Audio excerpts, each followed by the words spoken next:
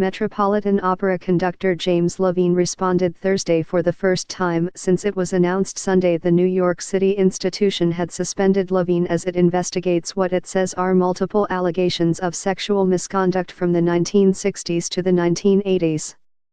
In a statement posted on Facebook, the opera noted that the period of when the allegations were made included the earlier part of his career at the Met.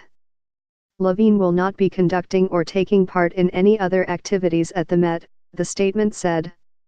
While we await the results of the investigation, based on these new news reports, the Met has made the decision to act now, said Peter Gelb, Met General Manager. This is a tragedy for anyone whose life has been affected.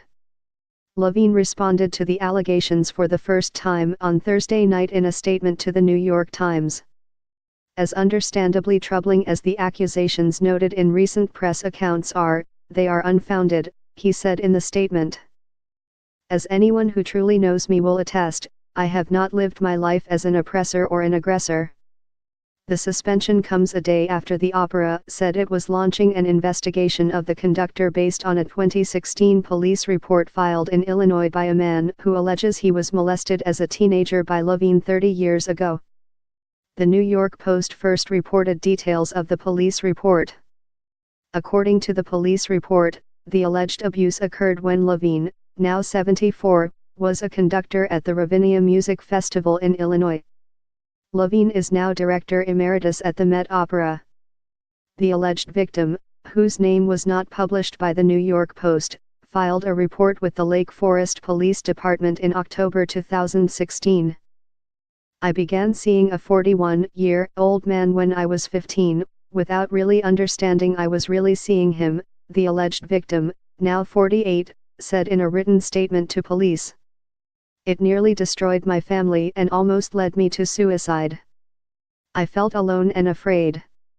He was trying to seduce me. I couldn't see this, now I can. Multiple attempts by ABC News to reach Levine's representative were not immediately returned Sunday. The Met Opera's general manager, Peter Gelb, said in a statement that the organization was aware of the accusations. This first came to the Met's attention when the Illinois police investigation was opened in October of 2016, Gelb said. At the time Jim said that the charges were completely false, and we didn't hear anything further from the police. We need to determine if these charges are true and, if they are, take appropriate action. We will now be conducting our own investigation with outside resources.